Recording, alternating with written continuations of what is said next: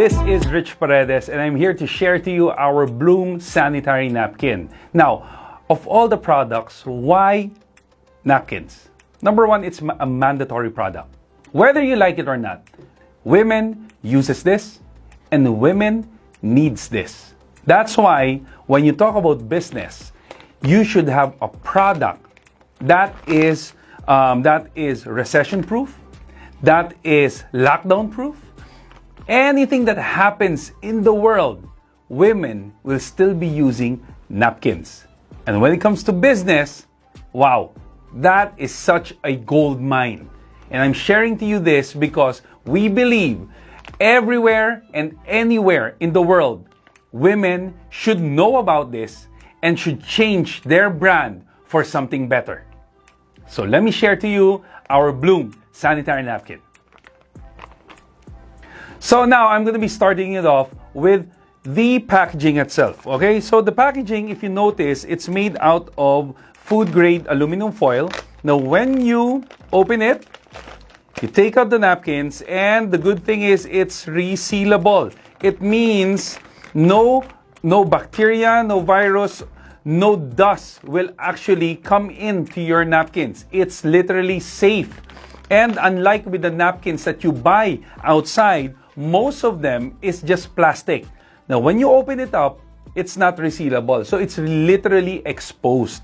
Now, the good thing about our napkins compared to other napkins, unlike other napkins, the packaging is different as well. So if you look at the leading brands, okay, I'm not going to tell the leading brands. Most of the leading brands, their napkins are actually exposed already. Especially when women, if you have your menstrual cycle or you have your menstrual or your monthly menstrual period, you usually take a few napkins and put it on your bag. And we all know that your bag is not that clean. Especially if you use it every day. Most of the stuff that you put, the coins, the keys, and even small candies that you put in your bag actually may contaminate the napkin that you have. Unlike with the napkins of Bloom sanitary napkin, our napkin is 360 degrees sealed. And one thing that you notice right now, our napkins is really, really thin. Alright? So let me compare it to the leading brands, and I'm going to share to you how powerful our napkins are. Alright? Now, the thing is, ladies and gentlemen, there are only two things that women look for in a sanitary napkin. If it's comfortable, and if it's absorbent. Right? So we're going to be testing it out that our napkins is really, really absorbent. Okay? So these are the napkins. This is ours. If you notice the packaging, it's sealed tight, 360 degrees. And now, this is the first time it's going to be exposed. There you go. Now, if you have the napkins right now, and you're looking at it, our Bloom sanitary napkin, if you have it right now, the first test is the touch test. We're going to touch and we're going to feel if our napkins is literally smooth. Because most of the napkins outside the market, it's really rough. That's why a lot of women are uncomfortable with what they're using. Unlike our napkins, with just a touch, you will notice it feels like it's literally cotton, it's literally cloth, it's literally like a fabric. That is the amazing part. That's why when you use this, you will feel comfortable and you feel safe. Now, what I'm going to do is I'm going to be putting 50 ml of liquid to each of the pads. Why? Because when a woman menstruates, 30 to 80 ml of blood comes out every menstrual cycle. So usually it takes around 3 to 5 days, the blood that's going to come out. So I'm going to be using 50 ml just to see and just to show you how wonderful our product is. All right, are you ready? Here you go. There you go. So, of course, once the menstruation starts, you cannot stop it. There's no way that you can stop it until the cycle ends. So, the problem right now, napkins, a lot of people doesn't know, napkins are actually the perfect breeding ground of bacteria. Did you know that it only takes around less than 2 hours for the bacteria to literally invade the whole napkin? Wow, you like that word? Invade. Invade the whole napkin, and really, how would you know if the bacteria is there? They will develop a little bit of smell, a bit of, if I may say, a fishy smell, in the napkins. That's why you're going to notice that there's going to be a foul smell, and you will notice that the women are really a bit ashamed every time they have, because they don't want you to smell that foul smell. Now, I keep on talking about smell. But anyway, why do I say that? Because 100% when they use our napkin, it's dry, it's comfortable, and it doesn't smell. Is that good news? Okay? Is that good news? Why? Because it has a function, and I'm going to be sharing to you a little bit about the function in later in this video. Now, so how do we test if our product is dry and the others are wet? Simply use tissue, and you will notice here. So now we're going to be testing our napkins if it's wet or dry. So we start with the leading brands. Okay, here you go. Oh my God! Now look at this. Look at this. Can you imagine if this is blood, right? Imagine if this is blood, it actually touches the women's private part. Now, if it has blood, it has bacteria, do you think the woman can get infected? Yes, 100%. Whether you like it or not, women are so exposed to all of this bacteria, all of these infections. It's because the woman's private part is open. It can literally go inside. That's why don't be surprised they have dysmenorrhea, they have UTI, they have certain infections, even to the point it becomes cervical cancer. If you think about it, our grandmothers, they don't have any problems like that. Why? Because they use cloth. Before, in the olden times, they used cloth. Now, when all of these napkins came out, most of the women right now are getting sick. And right now, the second killer of women is actually cervical cancer. Is this making sense? Yes? Thank you so much. Now, with our napkins, okay, I'm gonna dry it off, okay? I'm gonna dry it off.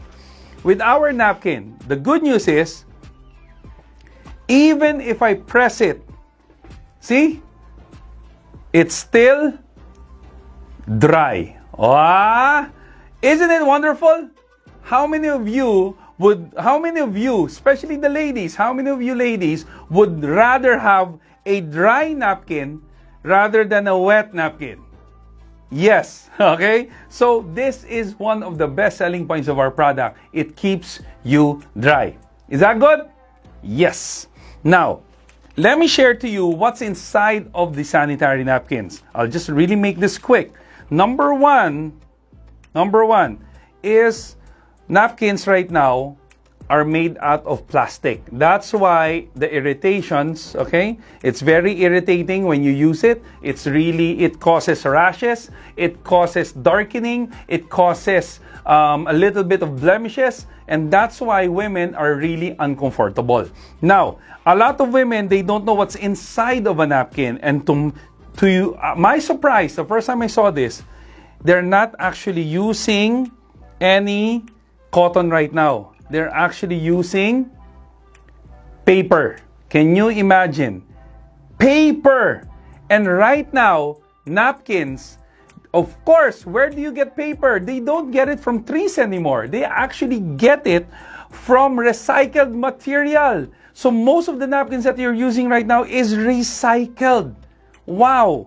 And the last part of the napkin, here, the last part is also plastic. That's why you feel the heat, you feel that all of the pungent smell actually is all kept here. And where does it go? It goes back to you. The problem is all the chemicals that's inside the napkin, it goes back to you.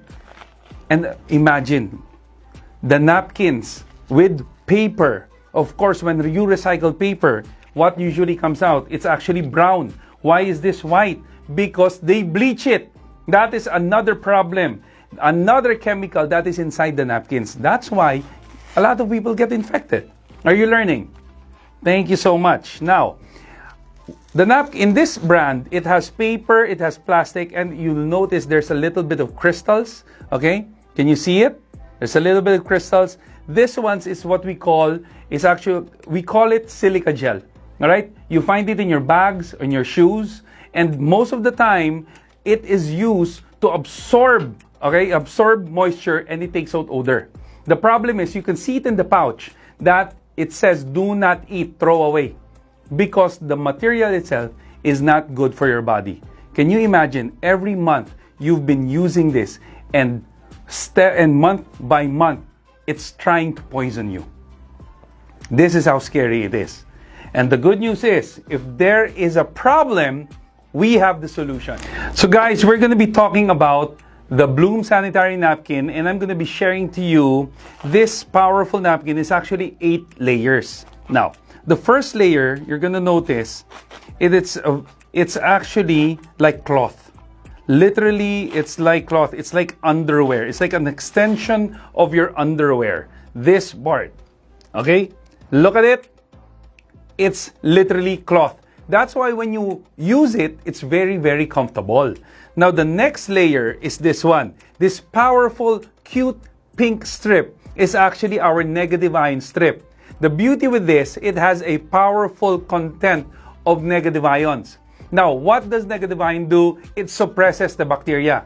That's why you will notice that there is no smell. Why? Because the bacteria didn't grow. It didn't multiply because of this powerful strip. Another thing that it gives energy. It also promotes really good blood circulation. And one of the things that we have with our sanitary napkin is this has antioxidant. And I'm going to share to you how to do the demonstration of the antioxidant. Good? Next is this one. Our napkin has a generous layer of cotton. Unlike with the napkins that you've seen a while ago, it only has paper. Ours has cotton. Here you go. See? Imagine our product has 100% cotton. Good? And another powerful layer is this one. This one is what we call the one-way strip.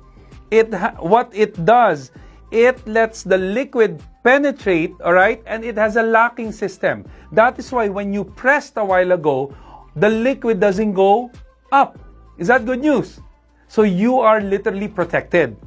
And we have another layer, and this is the absorbent material. We are using food-grade gelatin. This is the gelatin that is made out of corn extract. It is literally edible. You can eat it. But please, after using it, please don't eat it, okay? So now, that's why you're gonna notice our napkin has an expiration date, okay? The expiration date because we are using food-grade material. And also, we have an international halal seal, okay? Because we don't use any chemicals on our sanitary napkins. Is that good news? Now, if you remember, ladies and gentlemen, we actually used 50 ml on the pad. Now, this is a little bit of the water that was left. I'm going to be putting the gel inside. Now, the good news is, this is not your ordinary napkin that you use after 1 hour, 2 hours, you throw it away. You can literally use it more than that. I have clients who use it for 3 hours, 4 hours, 5 hours. Why? Because our napkin can absorb up to 250 ml. That's how absorbent it is. My wife, her testimony, she used it for more than 10 hours. She noticed that it's very absorbent, it's very comfortable, it doesn't have any smell, and you know what the good news is? Her dysmenorrhea was gone. Amazing. And we have testimonies even from PCOS, even from urinary tract infection, even from simple cramps. Using our product, it takes it out. Is that good news? Yes. And you will notice this one, all of the liquid has been absorbed. Whoa! Imagine! That is how powerful our napkins is. All right? And the last thing, the last layer. This is what we call This is actually, it feels like it's plastic, but it's actually paper plastic from Japan. When you notice, it has a little bit of pores for this layer to let your napkin breathe. All of the heat will come out. This is the beauty about this layer. And the good thing is, what we're using as our adhesive, we're using food grade bubble gum, okay? So this is like gum without any flavor, all right? Is that good news? Now, how many of you would love to change their napkins? Thank you so much. Change for something better, ladies and gentlemen. This is how powerful our product is. And like what I said, I'm going to be sharing to you the antioxidant part. Are you ready? So this is the exciting part. And like what I said, I'm going to be sharing to you how the antioxidant demo works. Okay, so the water represents your body, and obviously the iodine represents the toxins that you face every day, from mental to physical toxins, okay? So imagine there's a research that most of the toxins are based on because financially you don't have money. Yeah, that's another toxin. And of course, there's toxins on the food that we eat, on the air that you breathe, and the soft drinks or the water that you drink. So imagine that's all the toxin in your body, okay? That's all the toxin. Wow, a lot of toxins. So let me just wipe this off. Now, this is I'm going to be getting a freshly opened napkin. A while ago, you saw the demo. That is your day napkins, okay? Now, this is what we call our liners. You use this every day. Literally, ladies and gentlemen, every day. And men can actually use this product as well. Why? Because our napkin prevents prostate problem for men. Okay? So my suggestion, if you're a man, you try it out, because the person who's doing the demo right now is literally a user. I'm using the product, okay? If you want to see it, you have to come here. Okay? So now, this is the strip, the same strip that you saw. Now, the beauty with this, once it hits your system or it hits your skin, it starts its magic. What it's going to do, it's going to start to work on your system. And the beauty with this, it will take out all of the toxin in your body. Wow! Is that good news? Wow, amazing, right? So can you imagine? No sign of the toxin anymore. Because literally, every time you use this, it will start to protect you. So that's why once there's more toxin that comes into your system, same thing with this, because you're protected now, it will start to take it out. Good or good? Wow, this is such an amazing product. That's why I'm so excited to share it to you. And I believe that where you are right now, this product will definitely help a lot of your friends and definitely will help you make more money. Let me ask you, how many of you would love to share this to your friends and help them out? And how many of you would love to help people and make money at the same time? That's why, ladies and gentlemen, I hope you enjoyed our presentation right now. I hope you enjoyed the demonstration of the Bloom sanitary napkin. Thank you so much.